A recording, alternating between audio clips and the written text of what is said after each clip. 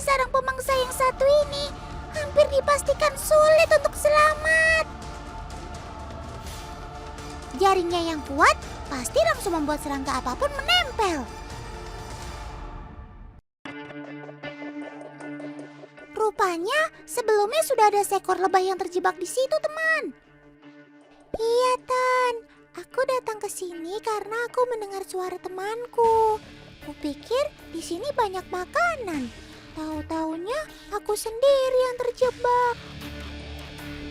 Rupanya kepompong ini berisi lebah lainnya. Ketika terjerat jaring, si laba-laba langsung membungkus si lebah dengan cekatan sambil menyuntikkan sengatannya. Mangsanya ini dibiarkan masih hidup agar memancing kawanannya datang, teman. Jadilah lebah kecil ini ikut terjebak. Ayo Sob, kamu pasti bisa. Sayap kecilmu kan sangat kuat. Mumpung kamu belum dibungkus jadi kepompong, jangan menyerah. Hore! Lebah kecil itu berhasil menyelamatkan diri. Otaniku terharu. Ngomong-ngomong soal komunikasi lebah dengan gerakan, teman di rumah pernah dengar soal wiggle dance? Tarian goyang-goyang begini rupanya adalah salah satu cara berkomunikasi si lebah, teman. Setiap pagi, koloni lebah pekerja akan pergi meninggalkan sarang dan mencari nektar dari aneka bunga dan tanaman. Soal jarak, gak main-main. Lebah pekerja mampu mencari sumber makanan hingga radius 5 km. Ketika sudah mendapatkan nektar yang cukup, mereka akan kembali ke sarangnya. Tidak selesai sampai di situ. Mereka akan membagikan informasi di mana ada sumber makanan yang berlimpah dengan cara menggoyangkan pinggulnya seperti ini. Inilah yang kemudian disebut wiggle dance. Informasi soal arah tujuan dan jarak akan dibagikan ke koloni lebah pekerja yang akan berangkat berikutnya. Luar biasa kamu, Sob. Gak cuma kerja keras, tapi juga kerja pintar.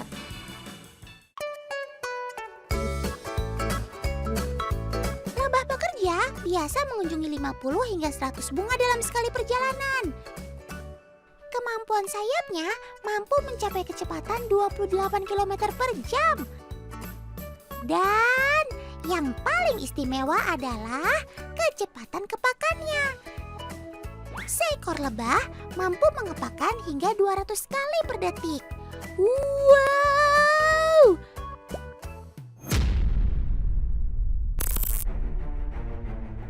Loh. Weh, kamu kenapa? Aduh, aku tadi menghindar serangan burung pemangsa, Tan. Tapi jadinya aku jatuh ke air begini. Ya ampun, Sob. Keluar mulut singa masuk mulut buaya dong. Berat bener ya jadi lebah pekerja. Setiap kali menjalankan misinya, dia harus menempuh resiko tinggi, termasuk diserang pemangsa seperti ini. Tapi kamu emang bisa berenang, Sob? Iya, Tan. Aku paling benci air. Sayapku jadi tidak bisa mengepak sempurna kalau basah. Makanya kalau hujan, biasanya lebah-lebah ini bersembunyi di tempat kering, teman. Kemampuan sayapnya yang istimewa bisa lumpuh kalau sudah basah seperti ini. Aduh, syukurlah kamu bisa keluar air, Sob. Iya, Tan. Sekarang aku harus mengeringkan sayapku dulu sebelum mencoba kembali terbang. Semangat ya, Sob. Nah, sudah mulai kering tuh. Ayo kita coba terbang. 3, 2, 1. Yeay! Selamat melanjutkan lagi petualanganmu, Sob. Bahaya nggak melulu ada di udara, teman. Si lebah bahkan juga harus bertarung dengan semut di darat. Meski hanya sendirian, sejatinya semut adalah hewan kuat yang berburu serangga mati untuk dibawa pulang. Makanya ketemu si lebah, si semut mungkin berniat melumpuhkannya. Mut, itu lebahnya kan masih hidup. Sudah, jangan ganggu dia. Damai aja ya. Nah. Baru juga diomongin bahaya di daratnya. Ada penyusup lain nongol.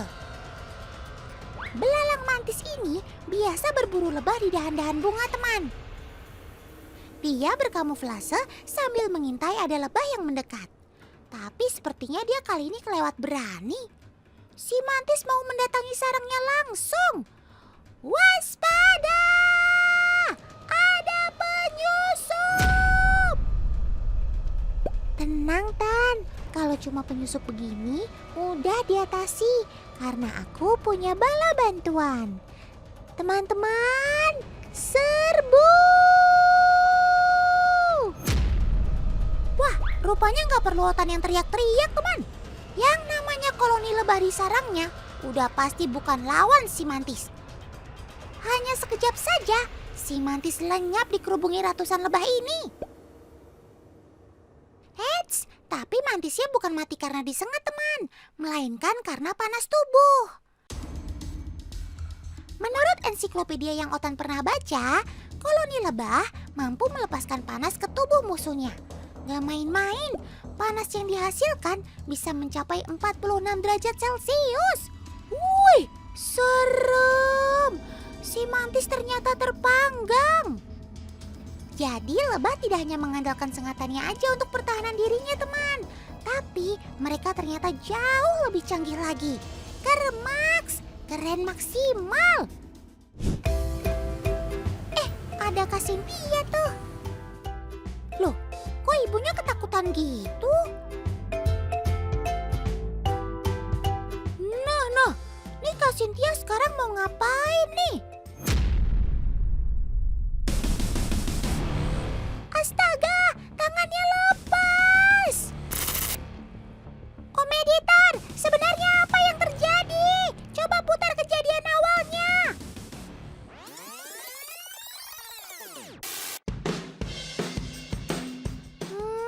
Dasar Kak Cynthia, rupanya dia tadi tuh lagi mau ngeprank toh. Jahil amat sih. Rupanya tangan yang terlepas tadi itu adalah tangan palsu yang dibuat dari lilin sarang lebah, teman. Nih kalau nggak percaya. Rupanya sarang lebah madu mengandung wax atau lilin yang kalau dipanaskan akan dapat menjadi bahan untuk membuat cetakan tangan seperti ini. Agar tidak menempel ke kulit dan membuat kepanasan, jangan lupa pakai air es yang diberi sabun seperti ini ya. Cukup celupkan sekali, angkat, lalu lepaskan deh.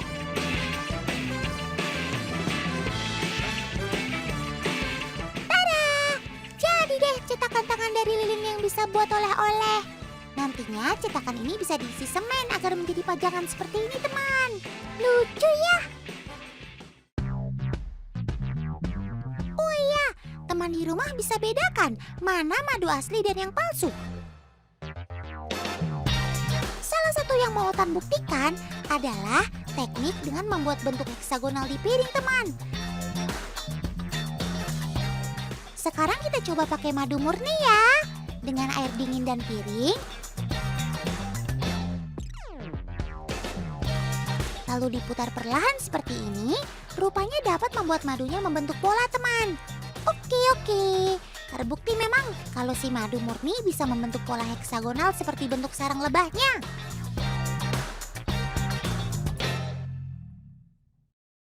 Tapi Otan juga mau kasih pembuktian nih. Kak Cynthia sudah membawa larutan gula kental, teman. Kita coba putar perlahan dengan air dingin di piring seperti tadi ya. Tuh kan, apa Otan bilang? Air gula pun ternyata bisa juga membentuk pola heksagonal sama seperti madu murni. Jadi jangan mudah terpercaya hoaks ya.